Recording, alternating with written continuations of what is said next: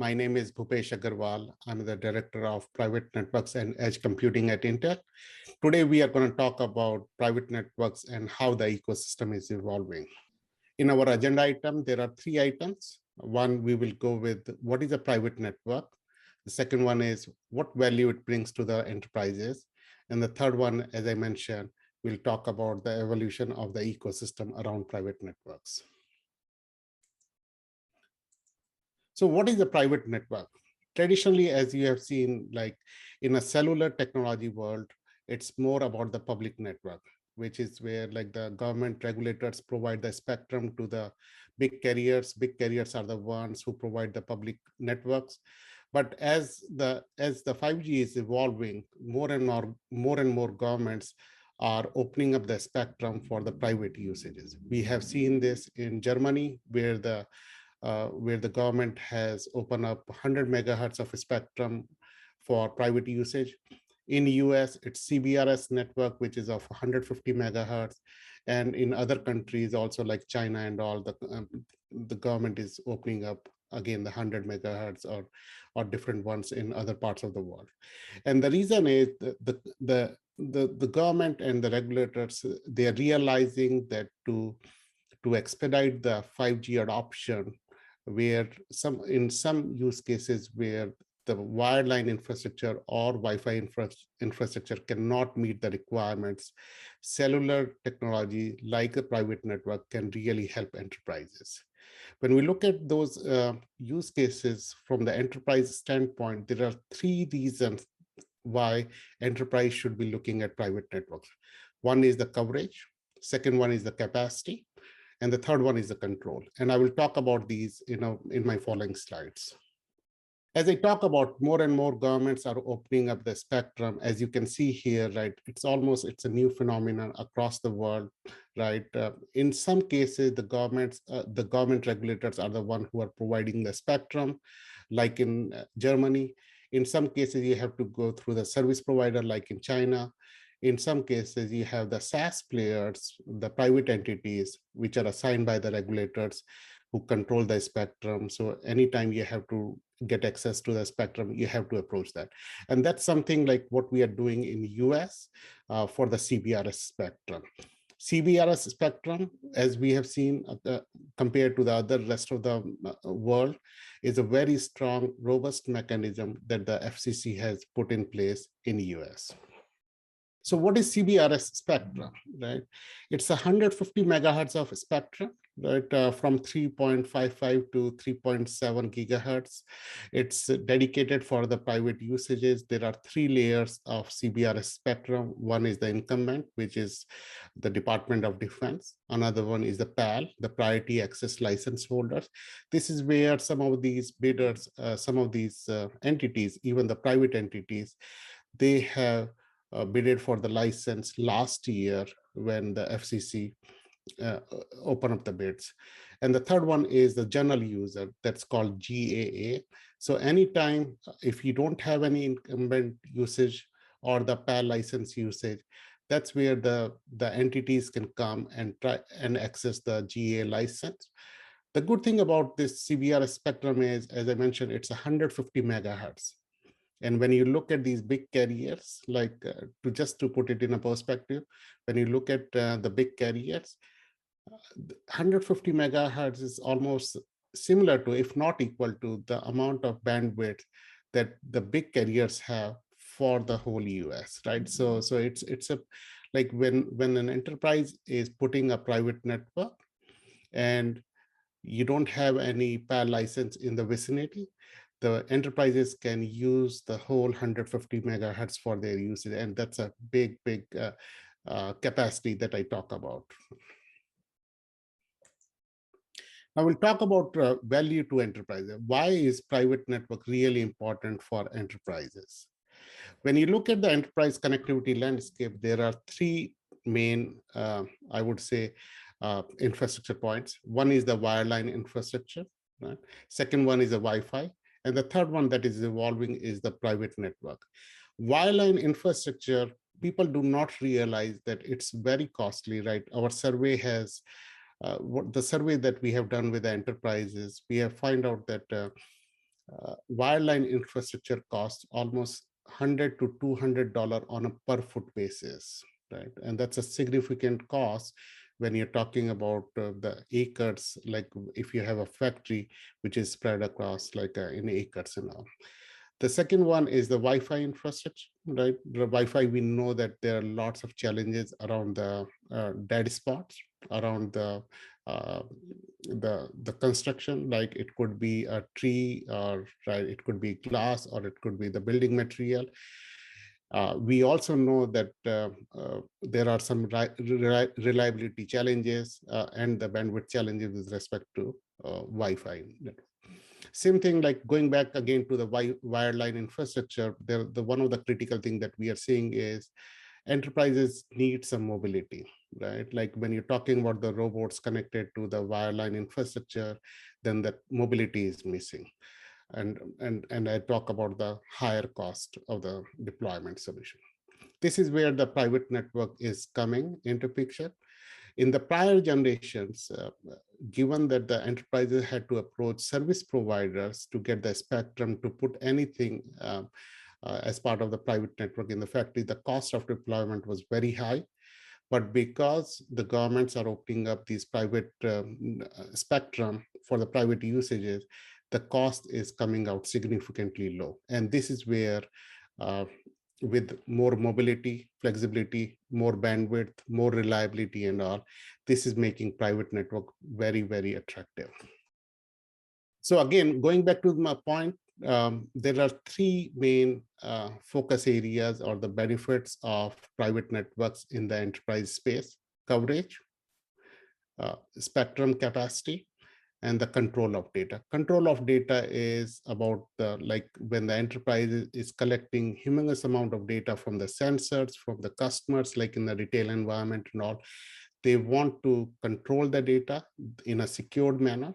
They want to analyze the data at the edge, and then they want to push the data into the cloud for the cold and warm storage. Similarly, in the coverage area, we know that compared to the Wi-Fi, the coverage area of these private network infrastructure, because it's based on the cellular technology, the coverage area is much larger than the private than the Wi-Fi networks.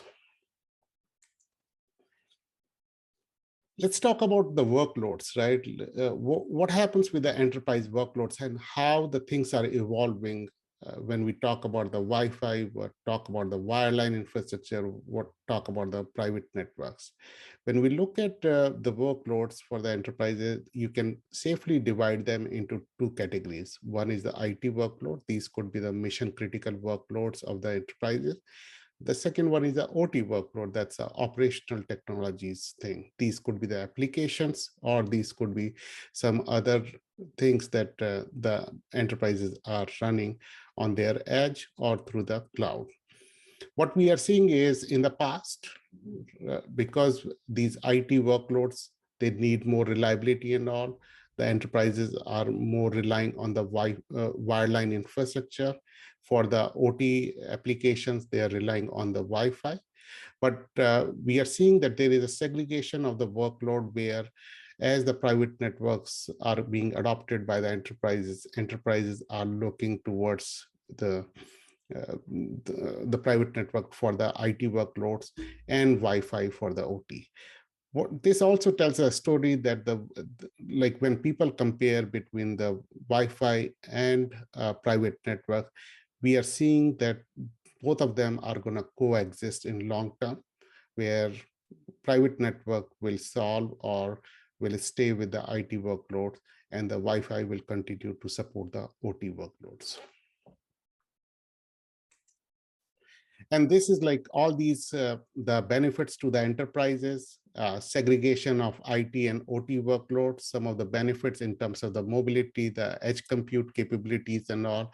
This is where it is driving the private usages workloads beyond just the industrial one, what we have seen in the past years and all. So now you have the smart offices, you have the education, the ports, like there are so many new use cases that are coming of private network as we are developing the recipes with our ecosystem partners. Now let's talk about the evolution of the ecosystem, which is a little bit different than what we are seeing in the public network. Historically, what you see is you have the ecosystem is primarily controlled by the equipment manufacturers like Nokia's, Ericsson, Samsung's, and all. And then it's a comm service provider like the carriers play. But in this new ecosystem of private network, we are seeing new entrants here. Uh, Starting from the telecom existing telecom equipment manufacturers, you have the comm service providers, you have the cloud service providers coming into this space, you have the new managed service providers, as well as the new startups who are coming and playing in the space of private networks, not to mention the bottom line ecosystem provided by some of those ISPs who rely on the open source technology and provide the common foundation of the private network platforms and all. So there are lots of players compared to the traditional approach that we are seeing in the private network space. And I will cover some of them, like talking about where the strengths that they are bringing, where they have the gaps. And I will also touch upon what is Intel doing in the space of private networks in the following slides. So before I go into like what the comm service providers and the cloud service provider, I also want to talk about the layers of private network. As we see it, and this is kind of like validated by our partners in the industry also, there are three layers of private network. One is the network infrastructure part. This is where we're talking about the RAN side, the radio access network, the edge compute, and then you have the cloud where you have the control plane and the cloud application sitting there. The second piece, the second layer is the virtual network function, which is about SD-WAN and firewalls. And the third layer is about the IoT data sources and the enterprise application. And all three of them are equally important because the need for private network emerges out of the IoT use cases. There are certain problems that the enterprises are trying to solve, which they are not able to solve with the wireline or the Wi-Fi infrastructure. And now they want a cellular technology with a better reliability, coverage, and all those things that I talk about to solve those things. So clearly the IoT data sources and the applications are critical. Network infrastructure is a means to solve those problems, and the virtual network functions provide the add-on capabilities for as the infrastructure is moving towards the software-defined networking. From the comm service provider, let's talk about that. Like I talk about the three layers of private networks. From the comm service provider, as you can see, they have the robust network infrastructure, the first layer. They also have the second layer of virtual network function. What is missing in the comm service provider is the IoT application, and that's because of the historical reasons. If you look at 2G, 3G, 4G, the comm service providers or the carriers' focus was primarily on the subscribers or the consumers, not on the enterprises. Enterprises, they were primarily dealing in a wholesale model basis kind of thing where they were selling the SIMs or probably the minutes and all right to the enterprises.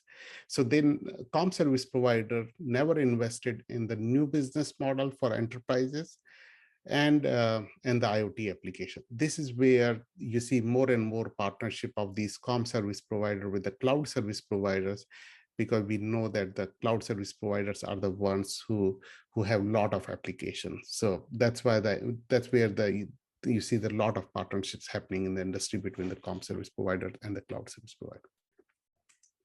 On the other hand, when you look at the cloud service provider, they have the IoT applications, as I talked about in my previous slide. They also have the virtual network functions, right? The SD-WANs and firewall. They also have the cloud applications, partnerships with the third parties, or some acquisitions for the packet core of the cellular infrastructure here. And they also have the edge compute device, right? Like we know that AWS has AWS Outpost, Snowball Edge. Microsoft has the Microsoft Azure Edge, right? So they have the edge compute. The thing that their cloud service providers are missing as the RAN piece, the radio access network piece. This is where the reverse partnership is happening, where the cloud service providers are partnering with the comm service providers or the carriers to get the radio access piece side. Finally, like, what is Intel's role and where are we playing? Our number one job is to drive or enable ecosystem around private networks. We have four pillars. One is the compute and the accelerators. We all know that we play in the area of CPUs, but we do have the FPGAs or the NIC cards or even those other accelerators that we are building. The second one is we do have commercial and open source software. So for the multi-access edge compute, we have a commercial and open source software with the brand name Smart Edge.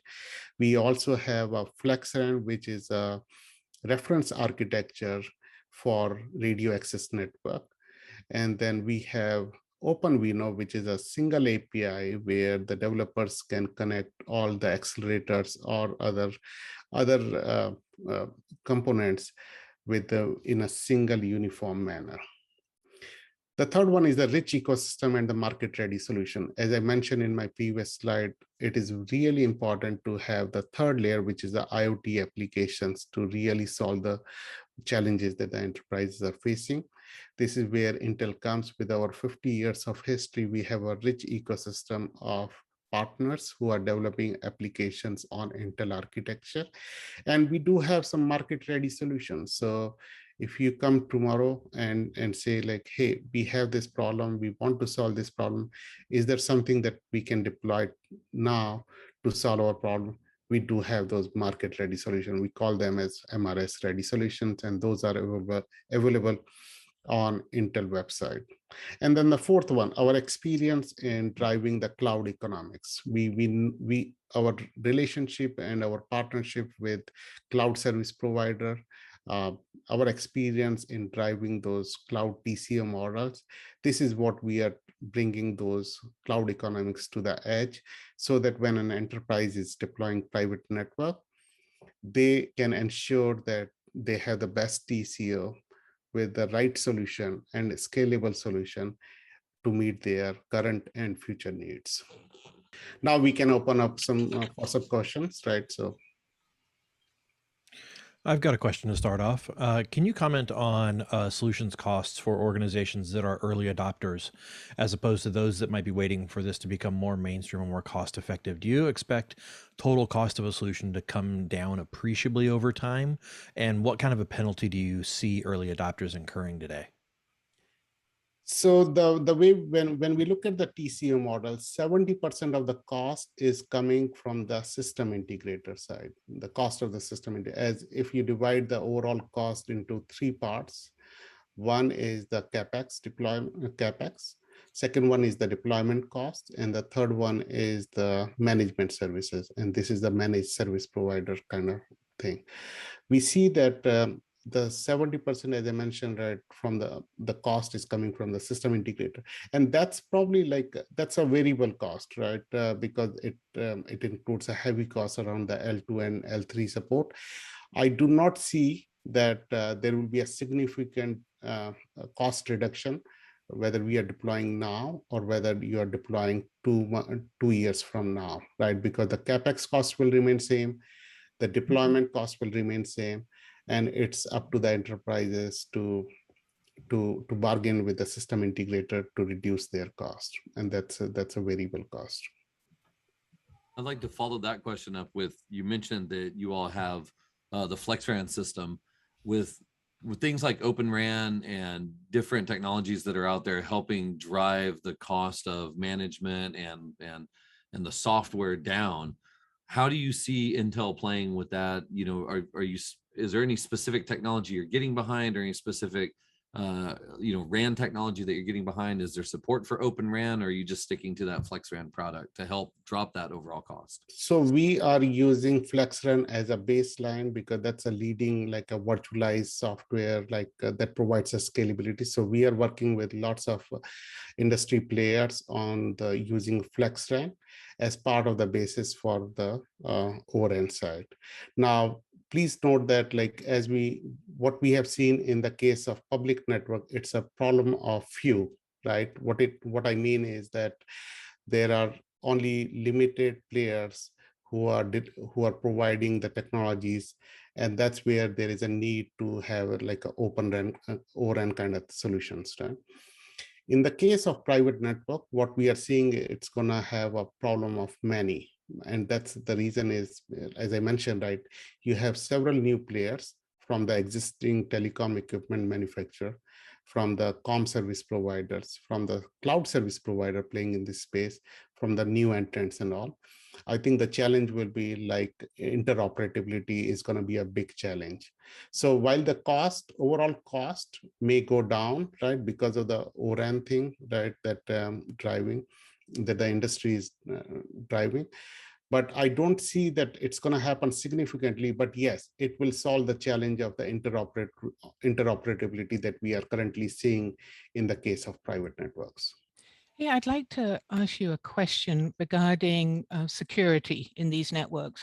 As we know, in the cellular world, they've been more concerned about security of their assets and the billing issues, and less concerned about some of the user traffic security. So as we introduce these systems into our enterprise network, what is Intel's position in terms of trying to get the security to the level that an enterprise would be requiring? We have to look at the security in the context of private networks, especially in the edge compute side, like in two ways. One is the data security of the data, and the second one is the security of the application. And the reason is because when you're talking about edge compute, it's a common infrastructure for multiple vendors, application vendors, who are accessing the same data and then doing all the analysis on one device.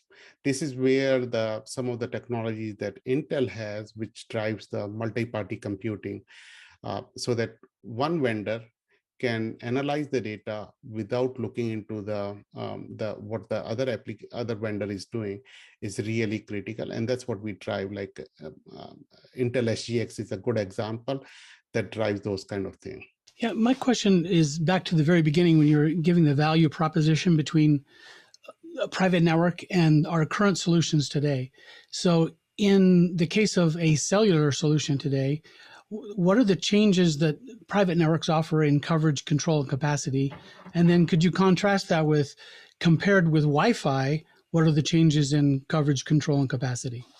Yeah, and especially in the context, like your question is very valid, especially in the context of Wi-Fi 6, because that's where most of the comparison has been done. I see it in three ways. One is the power, right? Like clearly, right, we know that Wi-Fi devices, and they need less power, right? So that's where they win. The second one is the cost factor. When you look at the cost, the CapEx deployment cost of the private network is less than the Wi-Fi infrastructure. And that the reason is the coverage area, where you need if you need 8 access points for Wi-Fi, you may go with only one access point, one radio for the private network. But the operational cost of the private network is higher than the Wi-Fi. And that's kind of understandable, because in the private network, it's still an emerging technology. So the the enterprise IT team might not be familiar with it, and they might have to rely on a third party or a managed service provider to do that. And that increases the cost. And the third one is the reliability. So there is always a discussion around, hey, what is Wi-Fi, especially Wi-Fi 6 is doing in terms of the reliability versus what is private network doing. We see that both these Wi-Fi and private networks are going to coexist, as I talk about, because if we look at from the workload standpoint, as I talk about, it's a segregation of IT versus OT workload. To give you an example, right, we are working with several venue owners, right, like the stadiums and all. They want to put a private network for their IT workloads, but at the same time, they want to provide the Wi-Fi connectivity to the fans, to the visitors and all. So that's where and we are seeing this kind of segregation, right, among other IoT verticals also. So they are going to coexist. So, and I have a question regarding that. You mentioned the ecosystem, and it ties right into this part of the conversation, which is the devices that you're connecting to it, whether it's handheld scanners or whether it's cell phones. Everything has Wi-Fi built into it already. Not everything has CBRS or band 48 built into it. And so I see that as that's a little bit of a hurdle right now. What are you seeing coming down the path for band 48 or these types of chipsets being built into devices or integrated so that it balances out the amount of spend and capex that someone has to do? And when can we start to expect some of these devices to be mainstream? I know my iPhone has it, but there's that. And the second part of that question is, when can I actually use that on the network? When is it going to be, when can I take my phone and roam from a private network onto the public network and back and forth? It's a catch-22 situation, to be very honest, right? Because the industry, or especially the OEM players, the big OEM players, they're waiting for the private network to ramp as soon as possible so that they can have the band 48, which is a CBRS band, integrated into their product line. But at the same time, the private network, as you mentioned, won't be able to ramp as quickly if the devices are not supporting it, right? So if you go to the OnGo Alliance website, they refresh their list of devices that are supported on the CBRS network, and the list is growing. But are we there yet? Probably not, right? In fact, I can give you an example that we are working on some education use cases on private network, and we need Chromebooks with support, with CBRS support. We don't have that. And so that catch-22 situation will probably continue, but we also know that some of these big OEM players, they're planning to bring some of these devices in later 2022. Following on to that, I think my question is, we've for the first time in a long time had people interested in things like frequency adoption, and that's everything from 6 gigahertz to CBRS private LTE based solutions. Your slide a couple moments ago showed that there was a very uneven adoption of private LTE and these frequencies globally. And if I compared that to the last map that I saw of 6 gigahertz adoption, it seems to be lagging very, very far behind. Do you perceive that as being a risk to the overall viability of CBRS and private LTE solutions? And if so, what do you think the realistic timeline is for us to globally all be on the same page? It's a challenge, right? And it's a challenge because every government is opening up, right, some or the other part of the spectrum for private network, but it's a different spectrum, right? As I mentioned in my previous slide, we have a 3.55 to 3.7 gigahertz in the US. We have 3.7 gigahertz in Germany. We have 3.3 in China. And then there are other countries like Malaysia, Chile, and Canada, and all. They have a different spectrum. What it causes is, like, if I'm putting a private network in the US for some industrial use case or a retail use case where I have some certain KPIs that I want to meet with the network, I may not be able to do that, right, when I scale it to other countries. What we need and what we are looking for is multi-vendor, multi-band approach, where the solution that you're deploying now in the enterprise space has support for the multi-band, and it supports multi-vendor, so that when you scale it to the other parts of the country, other parts of the world, then you get the consistent set of APIs that you are expecting here in the US. So that certainly is a big challenge in the growth of private networks. I have another question for you. Well, go way back. You mentioned with CBRS the 3 tiers, and one of those was GAA. Is there any? So there was the incumbents, and they're already locked down, and then there's the PAL people who have either purchased a license on the auction. Is there any chunk of GAA spectrum that's available anywhere that's not taken by a PAL, or did PALs pick up all the spectrum that was available? No, there actually there is, and it also depends on the geography or of the premise, right? And to give you an example, a little bit getting into the details of these three layers. So it's 150 megahertz from 3.55 to 3.7 gigahertz, right? So 150 megahertz of the total bandwidth. Out of the 150 megahertz, it's divided into 15 channels of 10 megahertz each. So you have the incumbent, which is the Department of Defense, Navy, right, which is the highest priority. The second one is the PAL license. The PAL license is only open for the 70 megahertz, 7 times 10 megahertz, so 7 channels. And even in that, right, FCC wanted to make sure that there is no single player who takes all the spectrum, right? The whole 70 megahertz. So they have mandated that one player can at most have a 40 megahertz, 4 channels of 10 megahertz, so that one player is not controlling that. That leaves 80 megahertz for the GAA player, right? So you can have if tomorrow, if you want to apply for it, you can apply for it from the 80 megahertz. In some cases, for example, if you own a theme park or you own a big, I would say, geographical area, where you know that you are the only one because you own that thing, there won't be anybody from the PAL license standpoint. So you can take not only that 80 megahertz, but you can also take advantage of the 70 megahertz. That's why I said like that CBRS is very powerful when you look at from the capacity standpoint, because it can stretch up to 150 megahertz depending upon the geography or the location that you have. We're used to, from my audience is used to seeing the 20 megahertz is the narrowest channel. What size channels are in CBRS? Are they going to stay with the 10s, or can you use less than a 10 megahertz to get a little more distance out?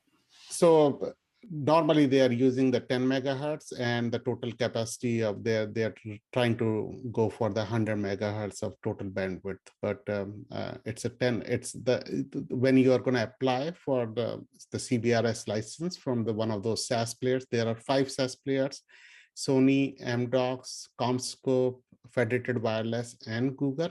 So when you apply when you apply for the CBRS Spectrum from one of these SaaS players, you get in the denominator of these 10 megahertz. Thank you for your time. Right, I hope you like my presentation around the private networks overview and ecosystem. And thanks for all your question and answers.